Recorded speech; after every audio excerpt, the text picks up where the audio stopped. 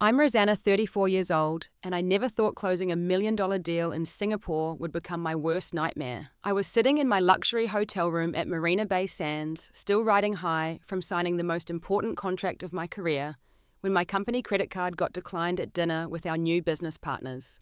My phone buzzed with an unknown number from back home. Before I share what the bank told me that changed everything, let me know where you're watching from. If you've ever been betrayed by someone you trusted, hit that subscribe button and let's dive into this story together. I'd been working at Tech Venture Solutions for 8 years, climbing my way up from junior analyst to senior business development director. The Boston-based tech company had become my second home, and I was responsible for our entire Asian market expansion.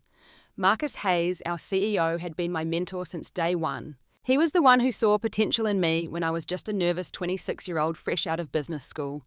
He promoted me 3 times, always pushing me to take on bigger challenges, always telling me I was the future of the company.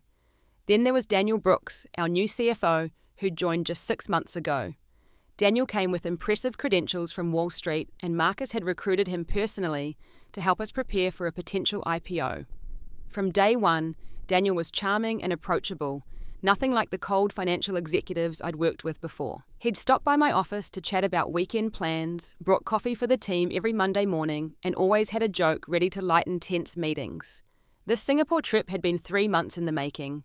AsiaNet Corporation, one of the biggest telecommunications companies in Southeast Asia, was considering a $5 million contract with us. For a company our size, this wasn't just a big deal, it was the deal that would determine whether we'd survive another year or have to start laying people off. Marcus had pulled me into his office 3 months earlier, his usually confident face showing signs of stress I'd never seen before.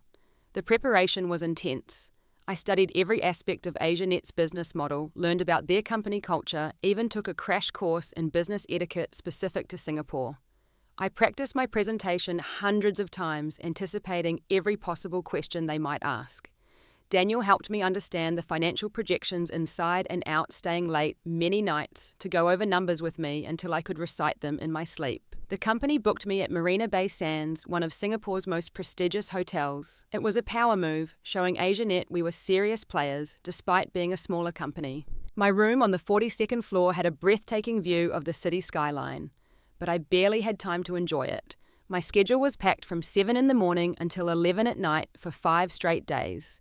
The AsiaNet team was led by Mr. Tanaka, a 70-year-old industry veteran who had built his reputation on being impossible to please.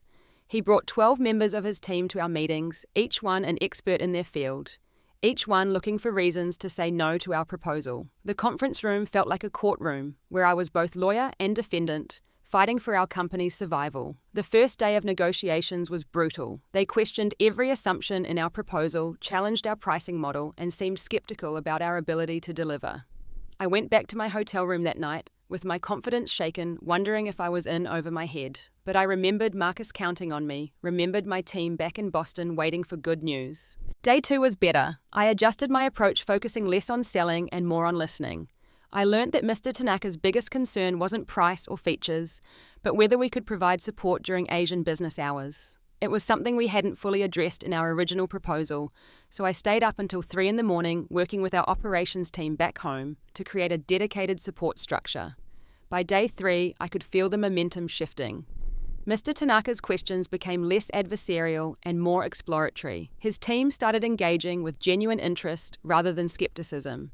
During lunch, he even shared a story about his daughter who was studying in Boston, asking if I knew the restaurant she loved near MIT. Day 4 brought the breakthrough. After presenting our revised proposal with the 24-hour Asian support guarantee, Mr. Tanaka nodded slowly, exchanged glances with his team, and said the words I'd been praying to hear. "We have a deal, Ms. Rosanna." His assistant produced the contracts, and after another 2 hours of final negotiations on minor points, we signed. $5 million. The biggest deal in our company's history. I immediately called Marcus to share the incredible news. His reaction wasn't what I expected. "That's good, Rosanna. Send the signed contracts to Daniel for review." His voice was flat, distracted, completely different from the enthusiastic mentor I knew. When I tried to share more details about how I'd won them over, he cut me short, saying he had another meeting. Daniel's response was equally strange. He sent a brief email congratulating me, but immediately followed up with questions about AsiaNet's payment terms and banking details. He wanted to know exactly how the funds would be transferred, which seemed oddly urgent, considering we'd just signed and wouldn't see the first payment for 30 days. Still, I forwarded all the information he requested, assuming he was just being thorough. The evening after signing the contract, Mr. Tanaka invited me and 8 members of his team to celebrate at a Michelin 2-star restaurant overlooking the harbour. It was his personal choice, a place where he brought only the most valued partners. The atmosphere was completely different from our tense negotiations. Everyone was relaxed, sharing stories, laughing at Mr. Tanaka's jokes about his early days in business. We discussed the implementation timeline over courses of exquisite Japanese fusion cuisine. Mr. Tanaka's team was eager to start suggesting we could accelerate some phases if we could provide additional resources. I assured them we were fully committed and would do whatever necessary to exceed their expectations. The wine-flowed toasts were made, and for the first time in months, I felt the weight of pressure lifting from my shoulders. When the check arrived, I confidently handed over my company American Express Platinum card, the one specifically designated for executive travel and entertainment. The waiter returned a few minutes later, speaking quietly in my ear that the card had been declined. My stomach dropped, but I maintained my composure, suggesting there might be an issue with international transactions. I gave him the card again, asking him to try once more. The waiter disappeared and returned this time with the restaurant manager. They tried processing it 3 times, even calling their payment processor. Each time the same result: declined. The elegant dining room suddenly felt suffocating. Mr. Tanaka and his team pretended to study their phones, graciously avoiding eye contact to spare me further embarrassment. Mr. Tanaka smoothly intervened, handing his own card to the manager. "Please allow me," he said with a slight bow. "You can sort this out with your company tomorrow." His kindness only amplified my mortification. The bill was $4,800, not an insignificant amount, even for a successful executive. I promised to wire him the money first thing in the morning, but I could see a flicker of concern in his eyes. Was this American company having financial troubles? Back in the taxi, my hands shook as I tried calling Marcus. Straight to voicemail. I tried again. Same result. I sent him a text marked urgent, explaining the situation. The message showed as delivered but not read. This was completely unlike him. Marcus always had his phone on, always responded to urgent messages within minutes, especially when one of his directors was overseas on critical business. I tried Daniel next. His phone rang once before going to voicemail, as if he'd declined the call. I sent him a detailed text about the card issue.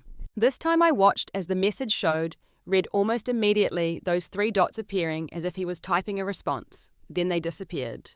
No reply came. The silence felt deliberate, calculated. My next call was to Sarah Marcus's executive assistant. Her line went straight to a busy signal. I tried 5 more times over the next 10 minutes, each time the same. It was past office hours in Boston, but Sarah often worked late when executives were traveling. Why was her line constantly busy? I tried her cell phone, which I had for emergencies. It rang but went unanswered. In desperation, I emailed our accounting department's shared inbox, marking it as urgent and requiring immediate response. Within seconds, I received an automated reply. The accounting department is currently undergoing system maintenance. For urgent matters, please contact Daniel Brooks, CFO. The timestamp showed this message had been set up just 2 hours ago.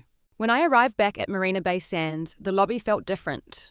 The concierge who had greeted me warmly every day barely made eye contact. The front desk staff whispered to each other, glancing in my direction.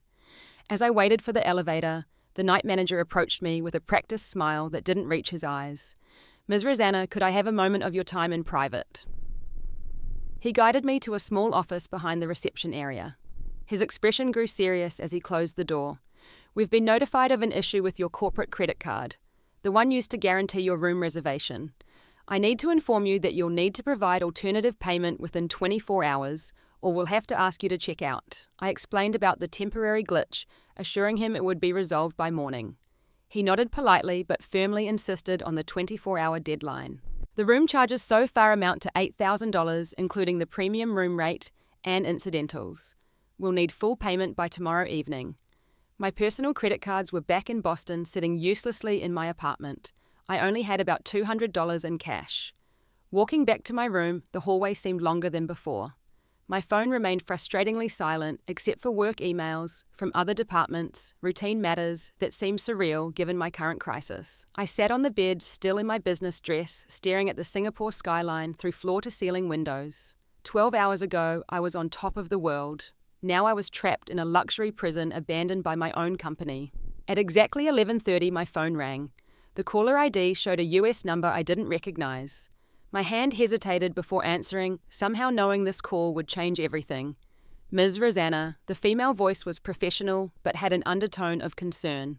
This is Jennifer from Chase Private Client Services. I'm calling about some unusual activity on your company's accounts. My throat tightened. What kind of unusual activity? I asked, though part of me already suspected the answer. Jennifer paused as if choosing her words carefully. We've detected a wire transfer of $3 million from your company's primary operating account to an offshore account in the Cayman Islands. The transfer was initiated this morning using executive authorization codes. I sank onto the bed, my legs suddenly unable to support me. $3 million. That was over half of our operating capital.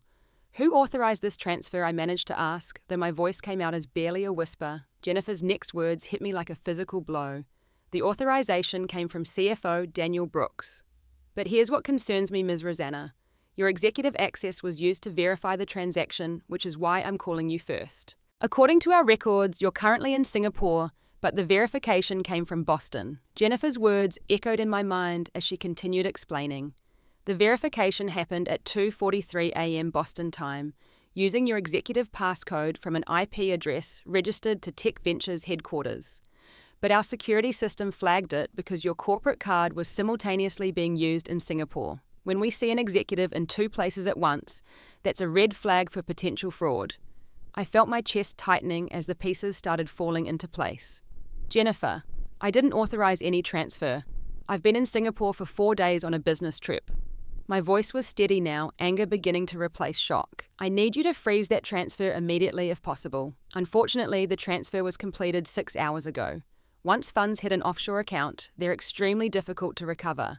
However, there's more you need to know. Jennifer's tone suggested she was breaking protocol by sharing this information. Daniel Brooks requested that all cards associated with your corporate account be deactivated immediately after the transfer. He cited suspected fraudulent activities and named you as a person of interest. The room spun around me. Daniel had not only stolen $3 million, but was setting me up to take the fall. The declined card at dinner wasn't a glitch, it was deliberate sabotage. What else has he done? I asked, dreading the answer. He submitted a report to your board of directors claiming you've been siphoning funds through false vendor accounts. He provided documentation showing supposed irregularities in the AsiaNet deal. Ms. Rosanna, I'm not supposed to tell you this, but I've seen this pattern before. You need to protect yourself immediately. My mind raced back through the past weeks. Daniel's unusual interest in the AsiaNet banking details suddenly made perfect sense. He wasn't being thorough. He was gathering information for his scheme. 3 days before I left for Singapore, he had sent me an email asking for a complete breakdown of AsiaNet's payment structure, their bank routing numbers and contact information for their financial team. I had sent everything without question, thinking I was helping our CFO prepare for the incoming payments. Now I realized he had used that information to make his theft look connected to our new deal. If investigators looked superficially, they'd see a large transfer right after I closed a major deal with an Asian company. The timing was too perfect to be coincidental. He had been planning this for weeks, maybe months, waiting for the perfect opportunity when I'd be overseas and unable to defend myself. I opened my laptop and started searching through my emails frantically. Several important messages I remembered sending were missing from my sent folder. Someone had been in my account selectively deleting evidence. My heart pounded as I checked the trash folder. Empty. But then I remembered I had set up automatic forwarding to my personal email for important correspondence as a backup. Logging into my personal Gmail, I found what I was looking for. The original emails to Daniel about AsiaNet's banking information were there. But when I compared them to what remained in my corporate account, I discovered something chilling. The versions in my corporate account had been altered. Additional language had been inserted, suggesting I was recommending unusual payment structures and requesting that funds be routed through intermediary accounts. I also found something else. A document I had never seen before dated 2 days ago, supposedly from me to Daniel, authorizing him to execute emergency fund transfers in my absence. The digital signature looked identical to mine, but I had never created or signed this document. Daniel had become sophisticated in his forgery, but he had made one mistake. The document metadata showed it was created on a Windows machine. I exclusively used Mac. I immediately took screenshots of everything, emailing them to my personal account, my sister's account, and even creating a new anonymous Gmail to store copies.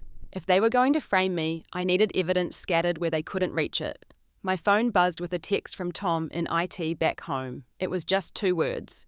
Call me. Then immediately another text. Not on company phone. I used the hotel room phone to call Tom's personal cell, my hands trembling as I dialed. Tom answered on the first ring, his voice barely above a whisper. Rosanna, I can't talk long. There was an emergency board meeting this morning. Daniel presented evidence that you've been embezzling. Marcus backed him up. They're planning to fire you in absentia and file criminal charges. My knees buckled and I had to sit down. Marcus is involved. The betrayal cut deeper than anything Daniel had done. Marcus had been more than a boss. He had been my champion, my mentor, the person who taught me everything about succeeding in business. Tom continued urgently. I managed to screen capture some of their presentation before they kicked me out of the meeting. They're claiming you've stolen $3.2 million over the past 6 months through fake invoices. Daniel has a whole paper trail. It's elaborate, Rosanna. But here's the thing, I know it's fake because some of the supposed transactions happened on days when our servers were down for maintenance. No one could have processed anything those days. Can you testify to that? Can you help me prove my innocence? I asked desperately. There was a long pause. I want to help, but I have a family, Rosanna, a mortgage. I can't lose this job, but I'll send you what I captured. Use it however you need to. Just don't reveal it came from me. The line went dead. Minutes later, encrypted files appeared in my personal email. Screenshots of Daniel's presentation to the board, claiming I had been running a sophisticated embezzlement scheme. The slides were professional, convincing, complete with charts showing suspicious payment patterns and forged authorization documents with my signature. But Tom was right. Several of the dated transactions were impossible. One was supposedly processed on July 4th when the entire company was closed for the holiday. Another during the weekend when our financial systems underwent a major upgrade and were completely offline for 48 hours. Daniel had been thorough, but not perfect. I called my sister Amy in California, even though it was past midnight there. She answered groggily until she heard the panic in my voice. Amy, I need help. I'm stranded in Singapore and the company is framing me for embezzlement. I explained everything as quickly as I could. Oh my God, Rosanna. How much do you need? I can probably pull together a few thousand from savings. Amy's voice was filled with concern, but I knew her situation. She was a single mum with 2 kids, barely making ends meet on a teacher's salary. I need about $10,000 just to get home and get a lawyer. But Amy, don't drain your savings. I'll figure something out. I couldn't let my sister sacrifice her children's security for my crisis. I tried my college roommate next, but international wire transfers would take 3 to 5 business days. By then I'd be in a Singapore jail or worse. I even looked into those instant loan apps, but none of them worked for US citizens currently abroad. Every door I tried to open slammed shut in my face. The hotel phone rang. It was the night manager again. Ms. Rosanna, I apologize for disturbing you, but we've received communication from your company's headquarters. They've informed us that you no longer represent Tech Venture Solutions and that any charges to your room are your personal responsibility. I must insist on immediate payment or we'll have to involve local authorities. My heart raced. How much time can you give me? Please, I'm trying to resolve this. There's been a misunderstanding. He sighed. I can give you until noon tomorrow. 12 hours.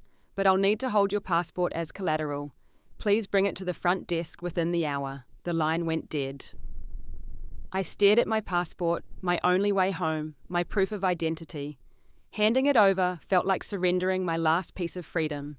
But what choice did I have? I walked to the front desk like a prisoner heading to sentencing, handed over the small blue book and received a receipt in return. The night clerk's sympathetic look made me want to cry. Back in my room, my laptop dinged with a new email. It was from Mr. Tanaka. Ms. Rosanna, I hope this message finds you well. However, I must express my concern about tonight's payment situation and some troubling news we've received about Tech Venture's financial stability. Unless these matters are resolved within 48 hours, we may need to reconsider our partnership. The deal I'd worked so hard for, the deal that was supposed to save our company, was about to collapse. I spent the next 3 hours in a sleepless haze refreshing my email, obsessively checking my phone for any message from someone willing to help. The Singapore skyline twinkled mockingly outside my window, a glittering reminder of how far from home I was.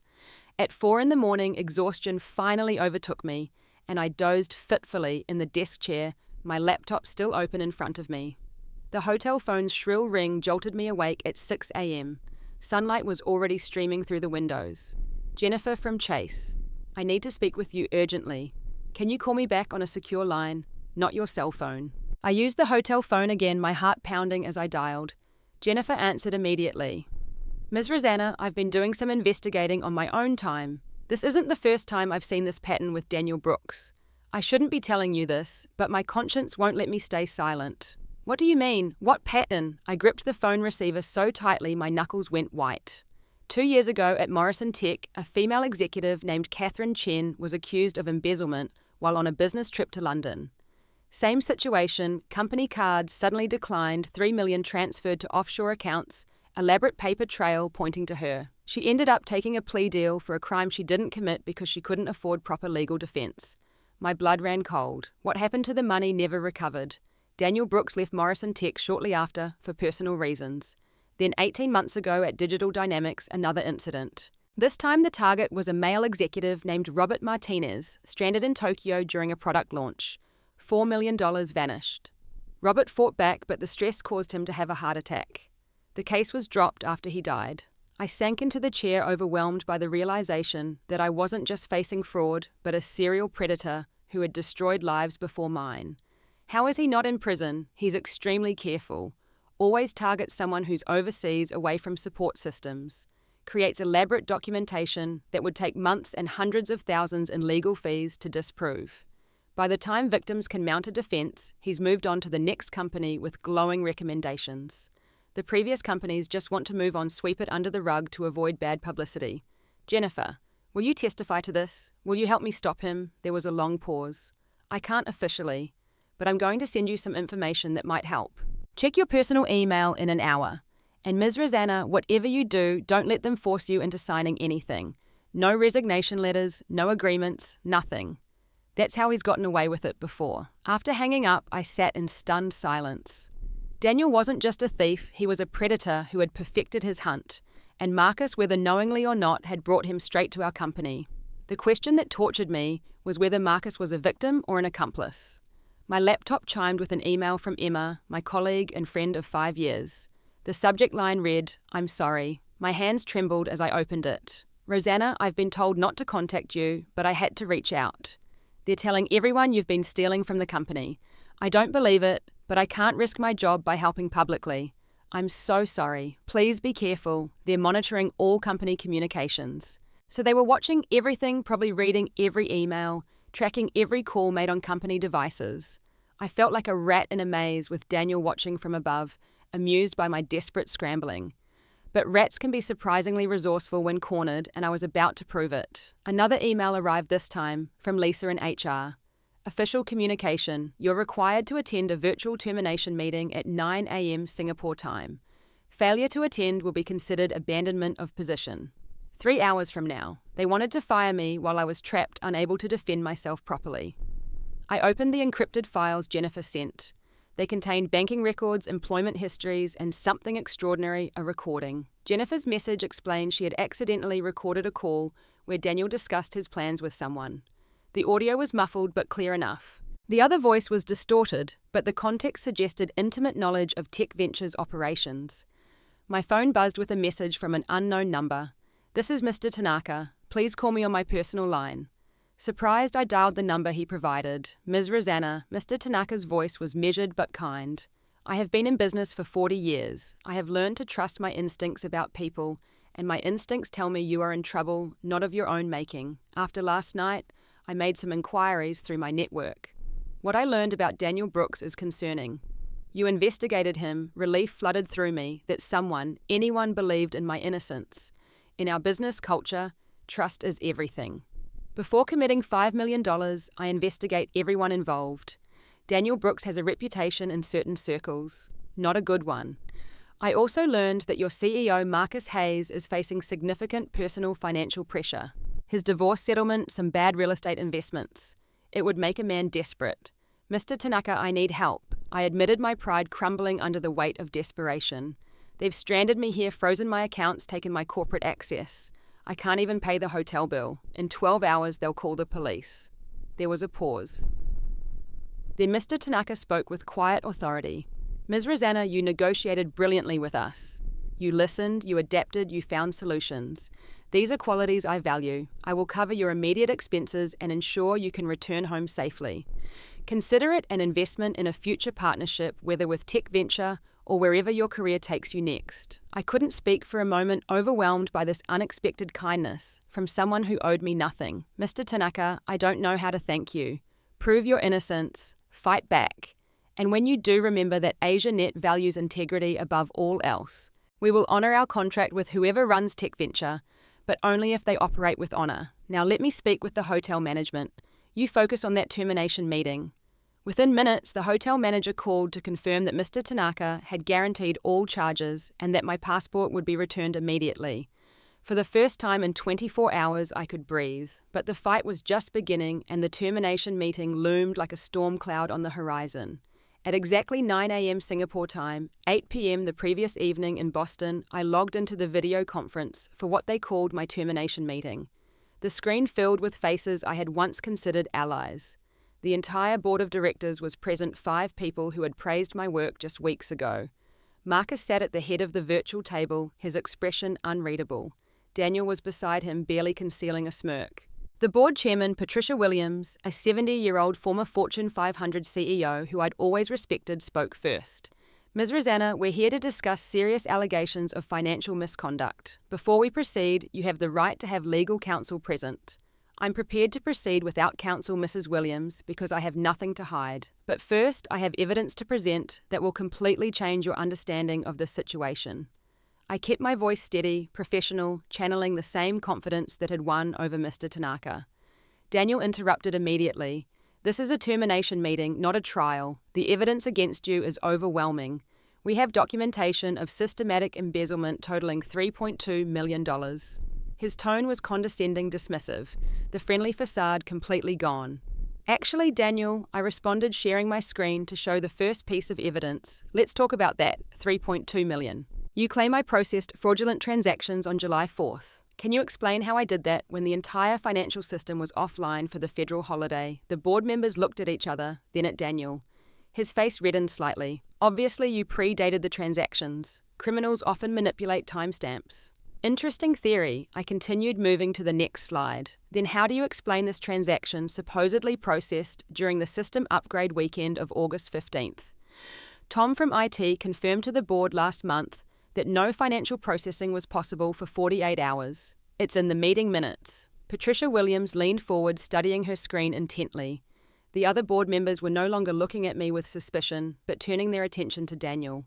Marcus remained silent, his jaw clenched. I wasn't done. Let's discuss the $3 million transfer to the Cayman Islands yesterday.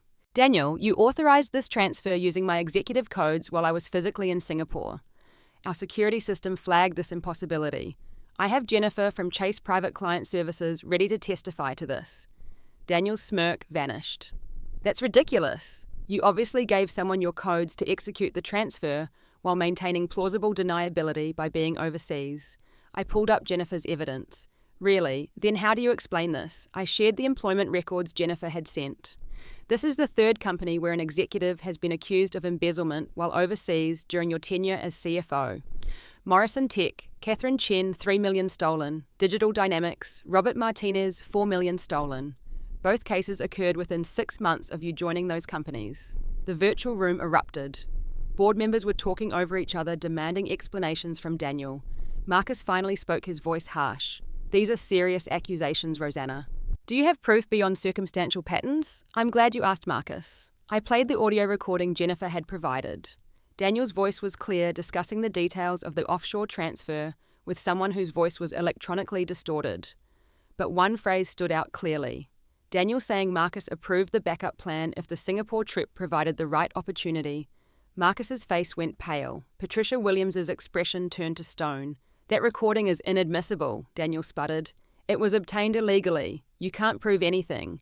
I don't need to prove it in court yet, Daniel. I just need to prove it to this board. And speaking of proof, Mr. Tanaka from AsiaNet has been conducting his own investigation. Would you like to hear what his security team discovered? Before anyone could respond, I shared an email from Mr. Tanaka that had arrived minutes before the meeting. His team had found that someone had attempted to impersonate me in communications with AsiaNet's financial department, trying to change the payment routing for our contract. The impersonation came from an IP address that traced back to Daniel's home address, sent at a time when I was documented as being in meetings with AsiaNet. Patricia Williams had heard enough. Mr. Brooks, Mr. Hayes, I'm suspending you both effective immediately pending a full investigation. Ms. Rosanna, on behalf of the board, I apologize for this situation. We should have been more thorough in our oversight.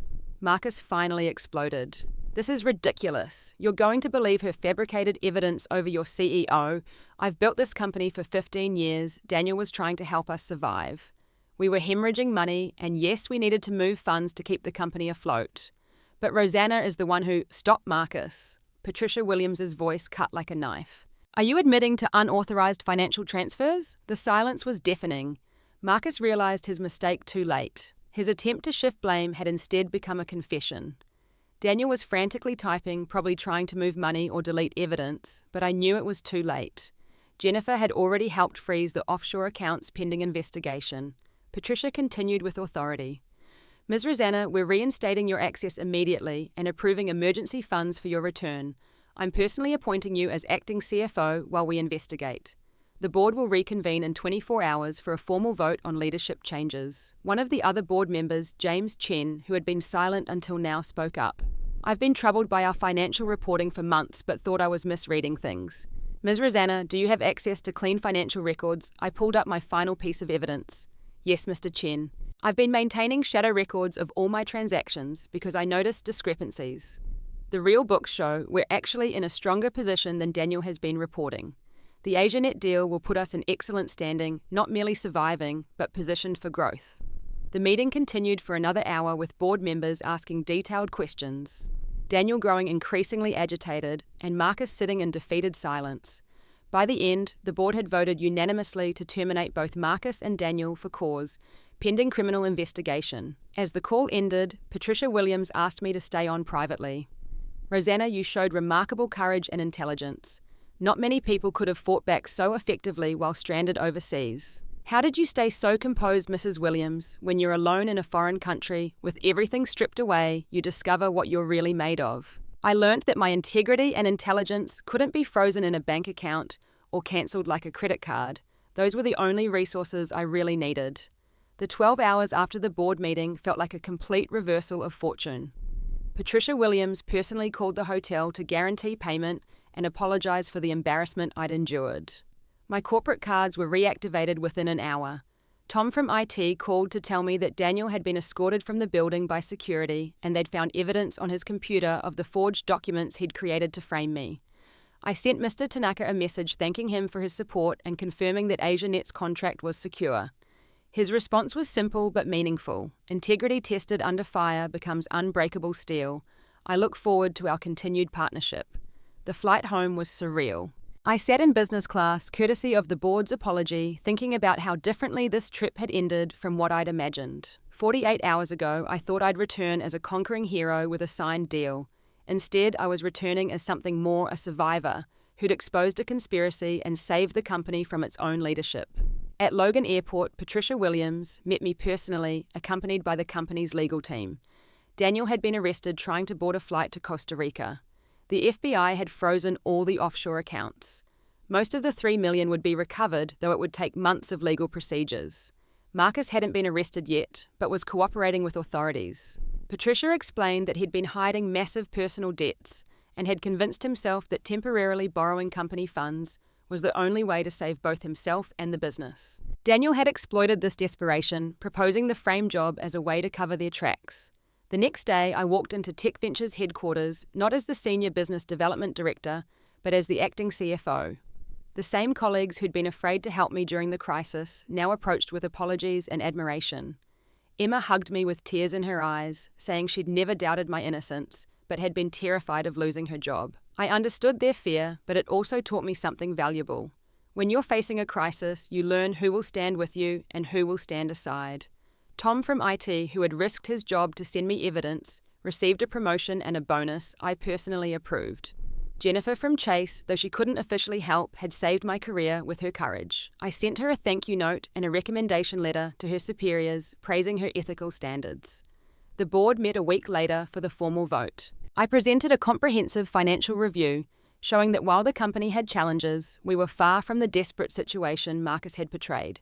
The AsiaNet deal would provide the cushion needed to restructure and grow. They voted unanimously to offer me the permanent CEO position. I accepted, but with conditions. Complete financial transparency, quarterly ethics training for all executives, and a whistleblower protection program that would ensure no one felt too afraid to speak up about wrongdoing. The board agreed to everything. 6 months later, Tech Venture was thriving. The AsiaNet implementation had exceeded all expectations, leading to 3 more major contracts in the Asian market. We'd hired Catherine Chen, the executive Daniel had framed at Morrison Tech, as our new CFO. Her experience made her exceptionally vigilant against financial manipulation. Marcus was sentenced to 5 years in prison, eligible for parole in 2. During the sentencing, he'd broken down crying, apologizing for betraying my trust. He admitted that his ego and desperation had made him easy prey for Daniel's manipulation. I felt sorry for him, but actions have consequences, and trust once broken can never be fully restored. Daniel received 10 years without parole. During the investigation, they'd found evidence linking him to 6 other similar schemes over 15 years. The prosecutor called him a financial predator who specifically targeted successful women and minorities in corporate settings, exploiting companies' reluctance to admit they'd been defrauded. Robert Martinez's family sent me a letter thanking me for finally bringing justice to their father's case. Catherine Chen and I became close friends, bonding over our shared experience of being targeted by the same predator. We started a foundation to help executives who find themselves stranded and falsely accused while traveling for business. Mr. Tanaka became more than a business partner. He became a mentor and friend, teaching me about resilience and honor in business. He told me that in 40 years of business, he'd rarely seen someone handle betrayal with such grace and strategic thinking. Our company's partnership expanded into multiple ventures, creating hundreds of jobs in both Boston and Singapore. The Marina Bay Sands hotel site of my darkest hours invited me back as a guest speaker for their International Business Conference. I stood in the same conference room where I'd closed the AsiaNet deal this time, addressing 200 executives about crisis management and ethical leadership. I shared my story without bitterness, focusing on the lessons learned. How crisis reveals character, both in ourselves and in others. How preparation and documentation can save you when others try to destroy your reputation. How kindness from unexpected sources like Mr. Tanaka and Jennifer can appear when you need it most. And most importantly, how integrity, even when it costs you everything in the moment, pays the highest dividends in the end. Sitting in my CEO office now 18 months after that nightmare in Singapore, I often reflect on how that experience transformed me. The wall behind my desk displays 3 items, my original employment contract from 8 years ago when Marcus hired me